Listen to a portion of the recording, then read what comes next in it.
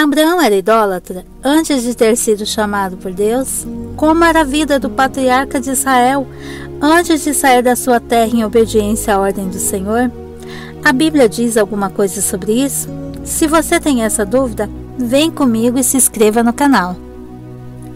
Não há um versículo específico que diga literalmente que Abraão era idólatra, mas de acordo com o testemunho bíblico geral da vida de Abraão, antes do Senhor tê-lo chamado na cidade de Ur, há uma indicação clara que, de fato, Abraão vivia dentro dos costumes pagãos da Mesopotâmia.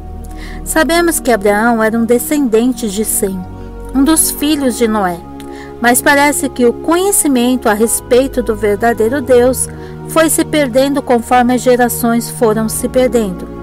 E é possível que houvesse outras pessoas no templo de Abraão que serviam o verdadeiro Deus.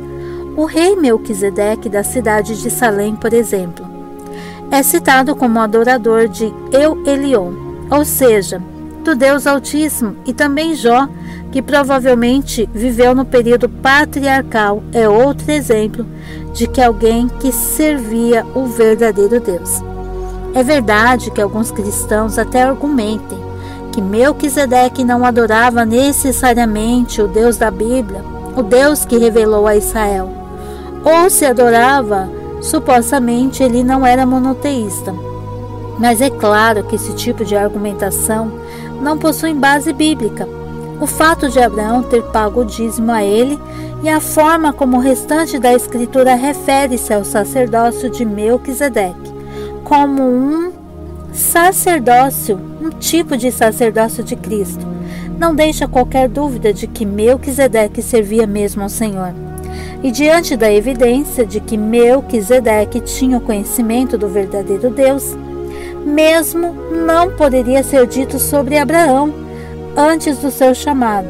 Na verdade, uma coisa que devemos considerar quando pensamos sobre Abraão, se ele é idólatra ou não, é que o patriarca de Israel aparece pela primeira vez na Bíblia como um homem idoso. Isso significa que não temos disponível nenhuma fonte confiável sobre a infância e a juventude de Abraão.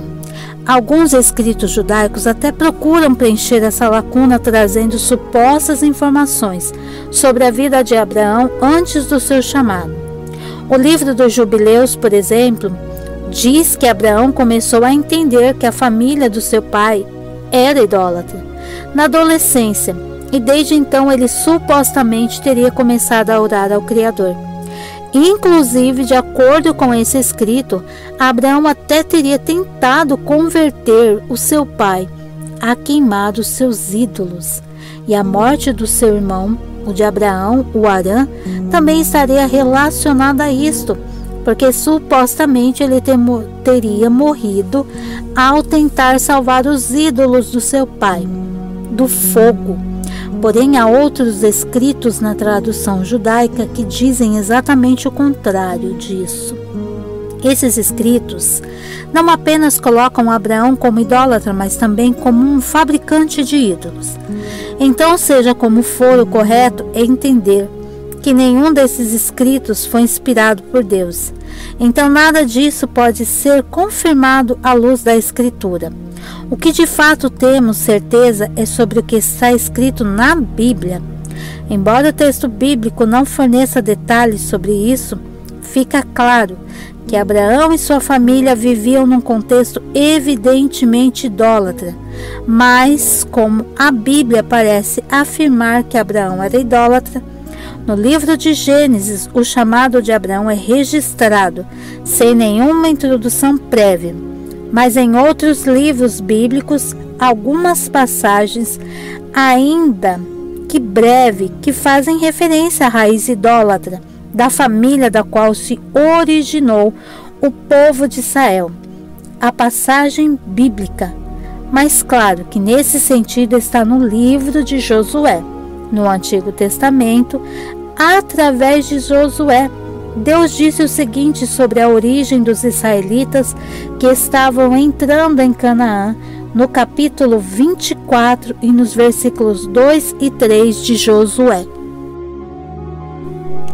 Da além do rio, antigamente habitaram vossos pais, Terá, pai de Abraão e pai de Naor, e serviram a outros deuses. Eu, porém, tomei Abraão, vosso pai, da além do rio, e fiz andar por toda a terra de Canaã.